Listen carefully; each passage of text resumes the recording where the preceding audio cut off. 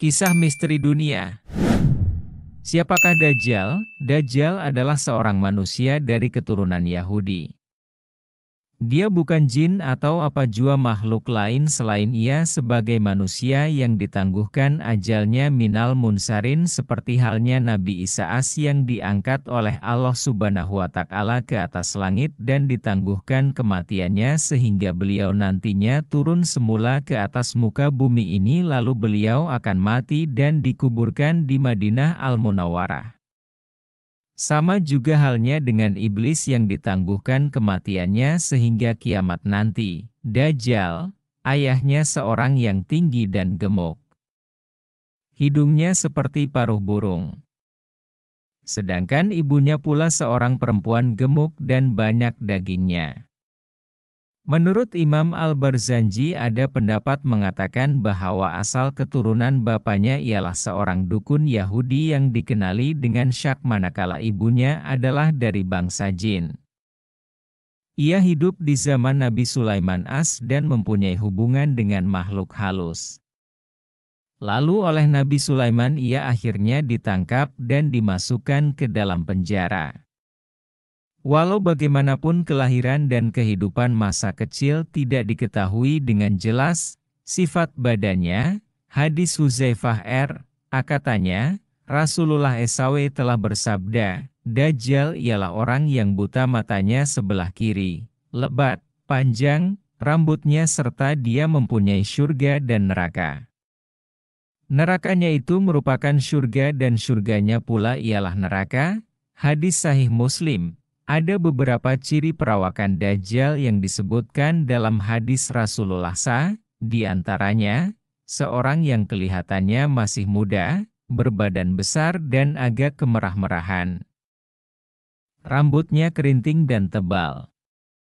Kelihatan dari belakang seolah-olah dahan kayu yang rimbun, dan tandanya yang paling ketara sekali ada dua. Pertama, buta mata kirinya dan kelihatan seperti buah kismis yang kecut, manakala mata kanannya tertonjol keluar kehijau-hijauan berkelip-kelip laksana bintang. Jadi kedua-dua matanya adalah cacat. Kedua, tertulis di dahinya tulisan kafir, kafara. Tulisan ini dapat dibaca oleh setiap orang Islam, sama ada ia pandai membaca atau tidak.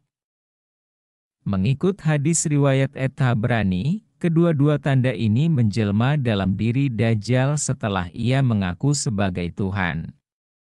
Adapun sebelum itu, kedua-dua tanda yang terakhir ini belum ada pada dirinya. Tempat tinggalnya sekarang, menurut riwayat yang sahih disebutkan dalam kitab Sahih Muslim, bahwa Dajjal itu sudah wujud sejak beberapa lama. Ia dirantai di sebuah pulau dan ditunggu oleh seekor binatang bernama Al-Jassasa. Terdapat hadis mengenainya, tetapi terlalu panjang untuk ditulis. Anda boleh membaca terus dari buku. Daripada hadis ini jelaslah bagi kita bahwa Dajjal itu telah ada dan ia menunggu masa diizinkan oleh Allah Subhanahu wa Ta'ala untuk keluar menjelajah permukaan bumi ini dan tempat transitnya itu ialah di sebelah timur bukan di barat. Berapa lama ia akan hidup setelah kemunculannya? Dajjal akan hidup setelah ia memulakan cabarannya kepada umat ini, selama 40 hari sahaja. Namun begitu, hari pertamanya adalah sama dengan setahun dan hari kedua sama dengan sebulan dan ketiga sama dengan 1 minggu dan hari-hari baki lagi sama seperti hari-hari biasa.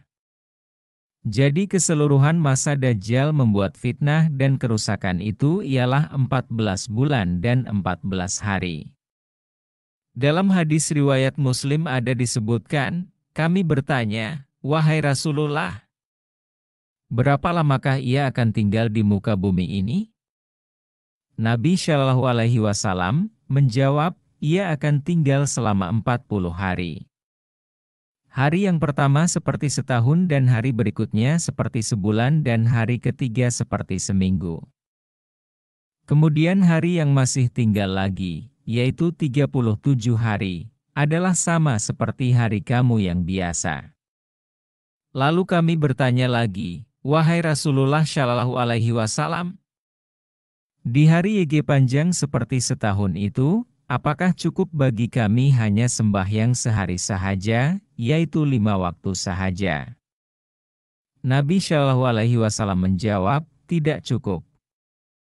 Kamu mesti mengira hari itu dengan menentukan kadar yang bersesuaian bagi setiap sembahyang." Maksud sabdaan Rasulullah Shallallahu Alaihi Wasallam ini ialah supaya kita mengira jam yang berlalu pada hari itu, bukan mengikut perjalanan matahari seperti biasanya kita lakukan.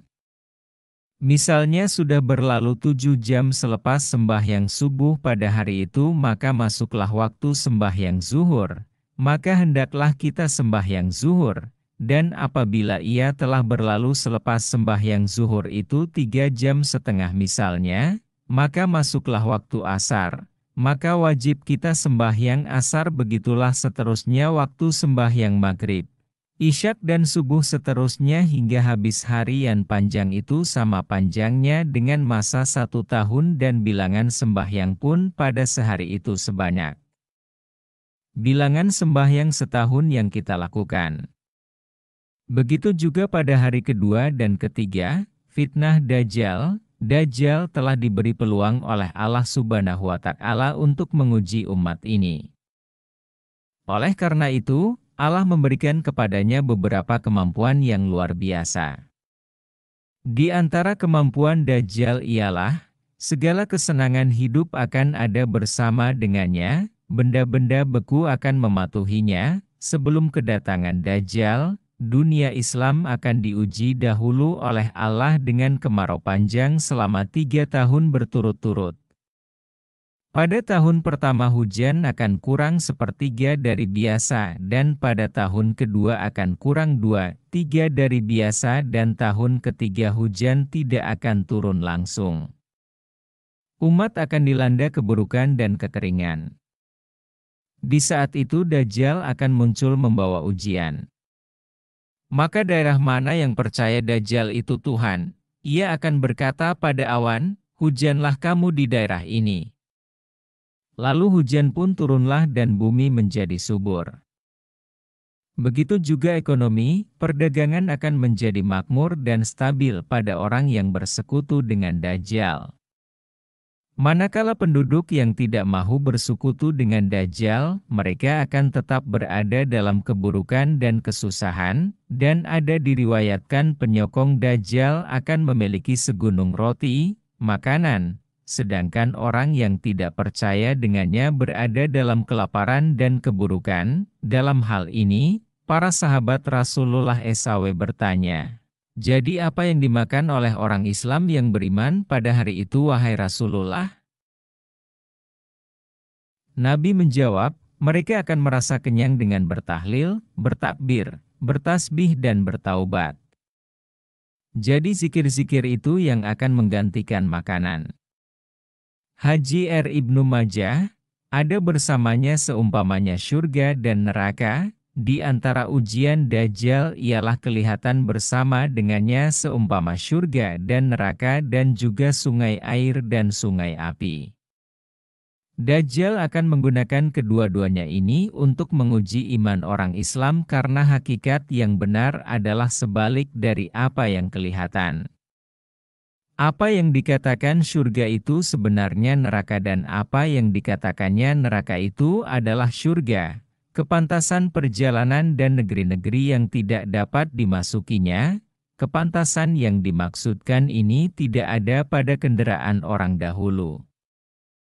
Kalau hari ini maka bolehlah kita mengatakan kepantasan itu seperti kepantasan jet-jet tempur yang digunakan oleh tentara udara, atau lebih pantas lagi daripada kendaraan tersebut, sehingga akan beribu-ribu kilometer dapat ditempuh dalam 1 jam. Kami bertanya, "Wahai Rasulullah, bagaimana kepantasan perjalanannya di atas muka bumi ini?" Nabi menjawab, kepantasan perjalanannya adalah seperti kepantasan al-gais, hujan atau awan, yang dipukul oleh angin yang kencang. Haji R. Muslim, Namun demikian, Dajjal tetap tidak dapat memasuki dua bandar suci umat Islam yaitu Makkah Al-Mukarramah dan Madinah Al-Munawwarah. Bantuan syaitan-syaitan untuk memperkukuhkan kedudukannya, syaitan juga akan bertungkus lumus membantu Dajjal. Bagi syaitan, inilah masa yang terbaik untuk menyesatkan lebih ramai lagi anak cucu Adam. https://misteri dunia.wordpress.com/